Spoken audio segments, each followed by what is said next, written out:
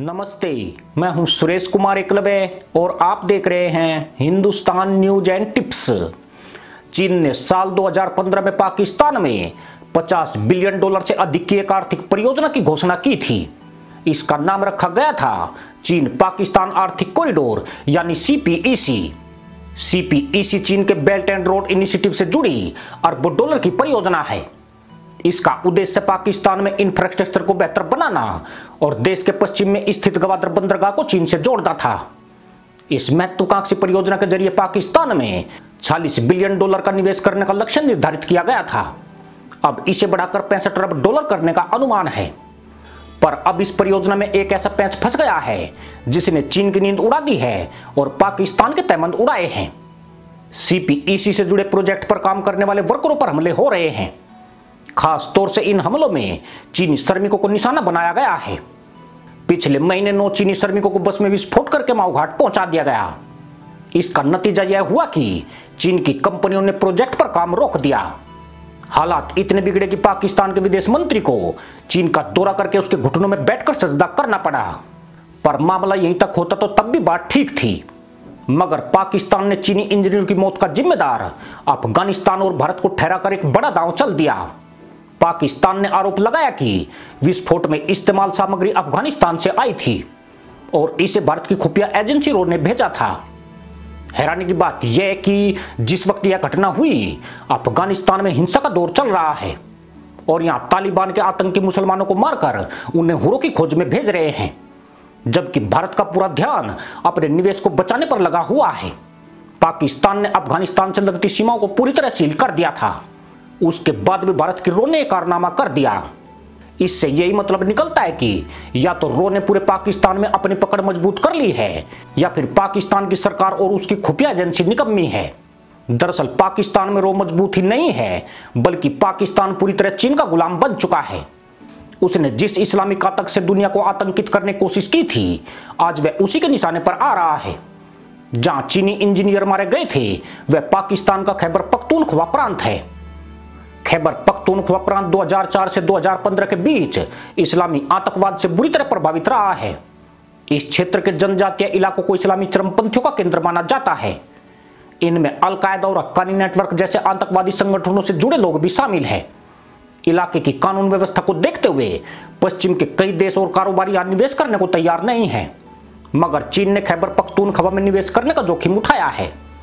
चीन पश्चिमी देशों की तरफ से छोड़ी गई खाई को पाटने के लिए आगे बढ़ा है। उसने खैबर पख्तूनख्वा में बिजली और बुनियादी ढांचों में निवेश किया है, पर स्थानीय पश्तूनों को चीन की यह परियोजना रास नहीं आई है। इसकी कई वजह रही है, जिस कारण से प्रांत के लोग चीन के खिलाफ हो गए हैं। पाकिस्तान ने भरोसा दिलाया था कि चीन के इन प्रोजेक्ट में स्थानीय लोगों को रोजगार दिलाया जाएगा, मगर चीन ने अपने प्रोजेक्ट में ज्यादातर चाइनीज श्रमिकों की नियुक्ति की है। स्थानीय लोगों को ठेकेदारों के अधीन मजदूरी के स्थायी काम दिए गए। इन प्रोजेक्ट में लगभग 12 से 18% पाकिस्तानी वर्कर भर्ती किए गए। इससे रोजगार की आस लगाए बैठे हजारों लोगों में चीन के खिलाफ गुस्सा पैदा हो गया है। एक दूसरी वजह बहुत ही गंभीर है।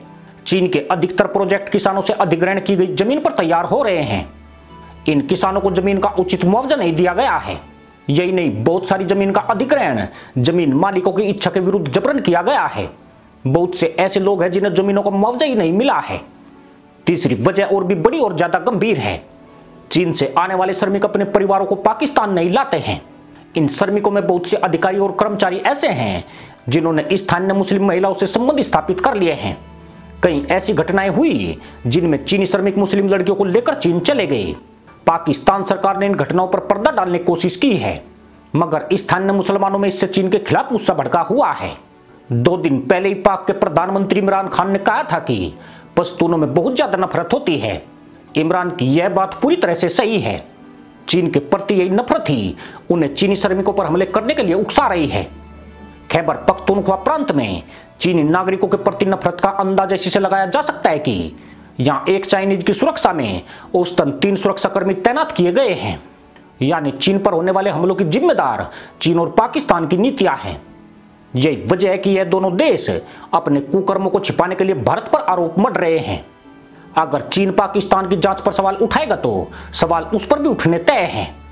चीन ने पाकिस्तान में जाकर न सिर्फ लोगों की जमीनें हड़पी है, बल्कि उनकी इज्जत भी तार तार की है।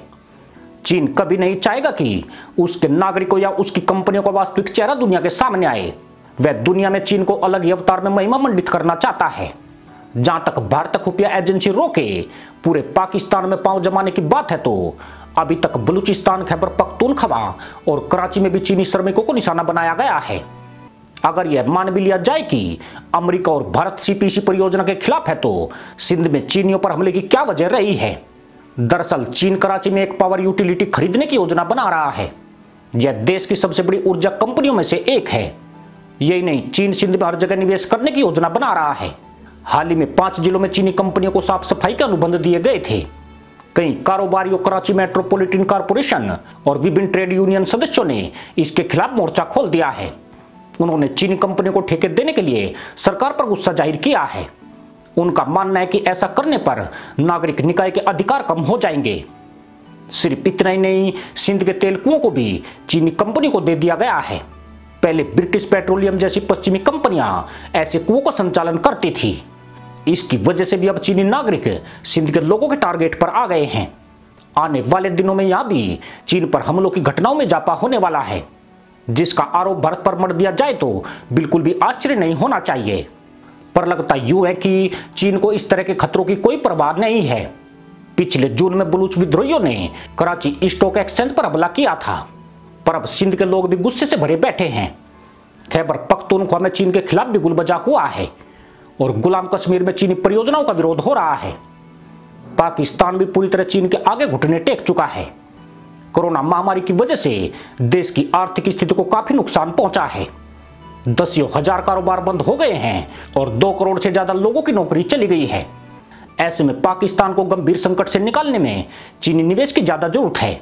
चीन द्वारा पाकिस्तान को गुलाम बनाने की नीति इसलिए भी सफल है क्योंकि पश्चिमी देश के कारोबारी पाकिस्तान में निवेश करने के लिए तैयार नहीं है।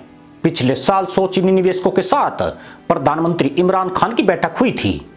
इससे चीनी निवेशक पाकिस्तान में निवेश करने के लिए प्रोत्साहित हुए हैं। पर पाकिस्तान के अनाड़ी मुल्ला बड़ी गलती यही कर रहे हैं कि उन्होंने पूरे पाकिस्तान को चीन का दूसरा स्टॉपेज बना दिया है।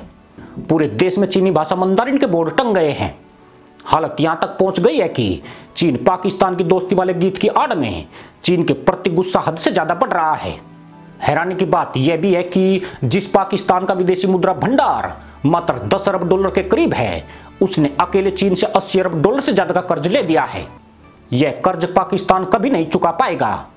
अगर चीन इनकी बेटियों को बीजिंग के चकला घरों में नीलाम कर रहा है, तो यह फिर भी ऊपर नहीं कर सकते हैं। सिर्फ इतना जरूर कर सकते हैं कि इसका आरोप भी भारत पर लगा सकते हैं, पर इन जाहिलों के आरोपों से कोई फर्क पड़ने वाला नहीं है। इसी के साथ अनुमति दोस्तों, जय जवान, जय किसान, जय हिंद, वंदे मातरम।